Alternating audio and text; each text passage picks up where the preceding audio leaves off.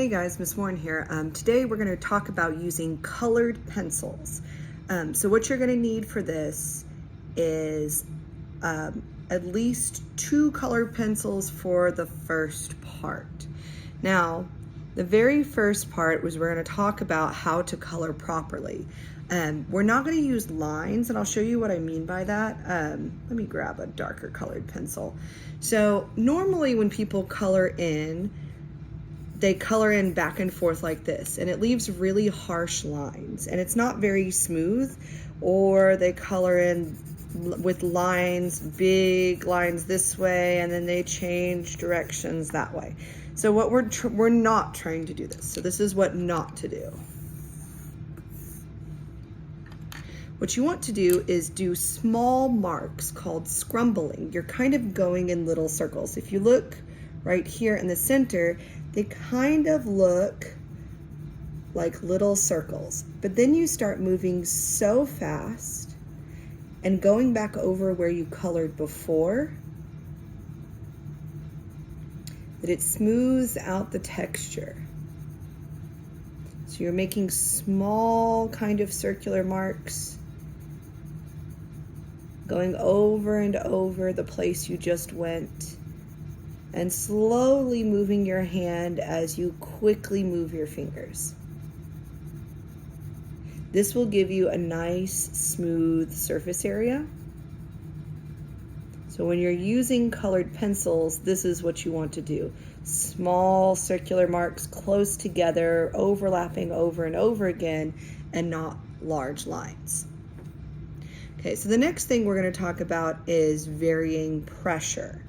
When you press lighter with your colored pencil, you will get a lighter value. And when we're talking about art, value is the use of lightness and darkness.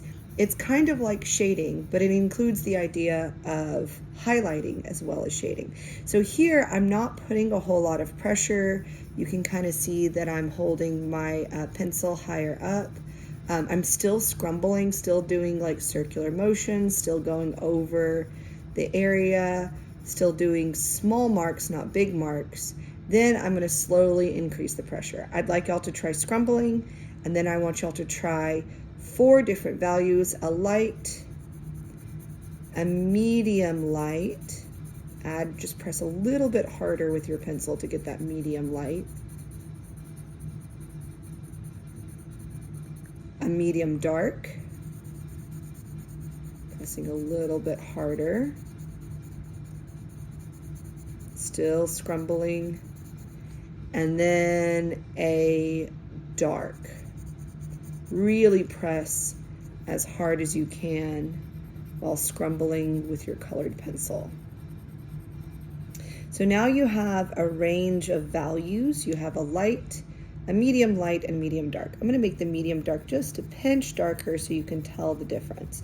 You need to be able to see a clear difference between each one of these sections.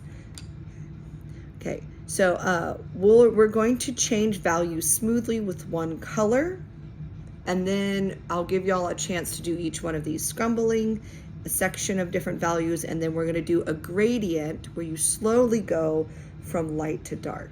So I'm going to start over here. You want to do about the length of the page to kind of really get the hang of, or like the width of the page, to really get the hang of going light to dark. So here I'm going to start scrumbling, and you want to make your marks, you want to fill in about a 1-inch high area just so you get enough practice. If you need to draw a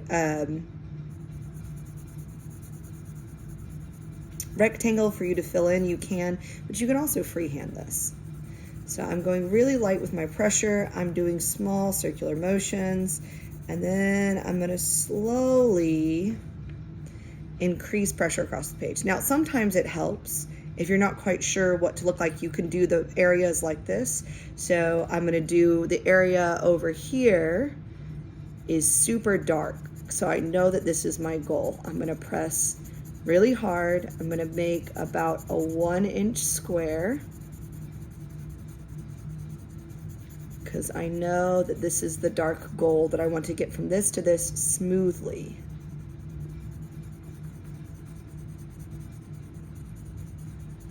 really color it in, pressing really firmly.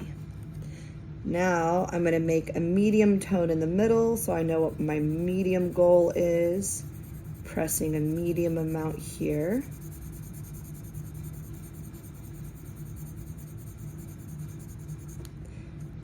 And then I'm going to slowly go from light to medium.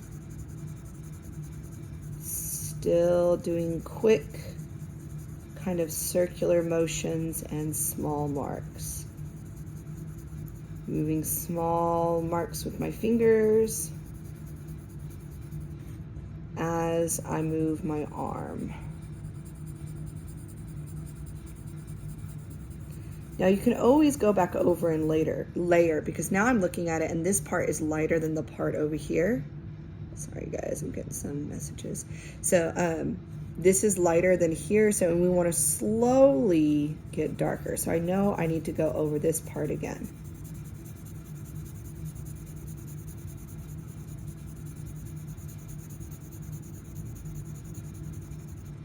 So look, it suddenly gets darker here, so I want to go over that part again, smooth it out, and make it just a little bit darker.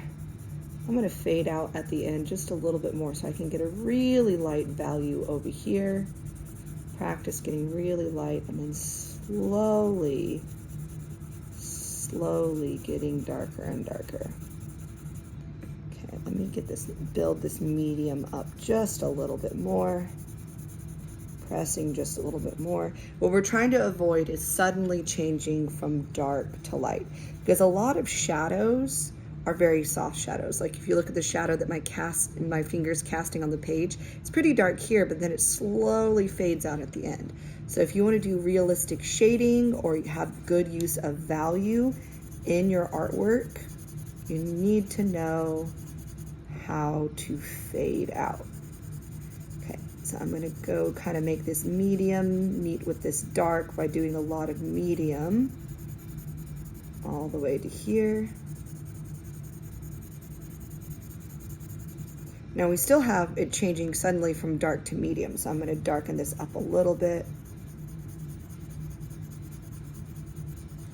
It takes time to do this well. Just be patient with yourself. Take the time to do it and make it look nice. Don't rush this. Don't do big marks.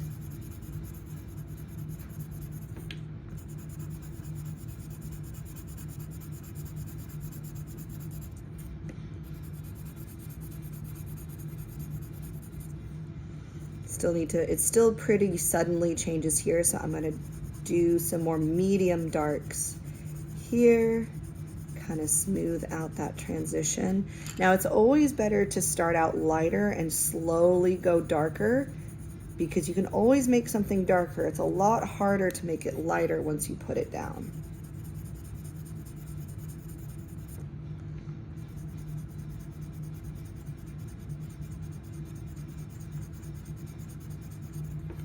Okay, I think I'm pretty satisfied with that. We've got some lights, we've got some mediums, we've got some medium darks, and you got some super darks. So go ahead and give that a try on your paper, and I'll be back with the next video in a minute. I look forward to seeing your work.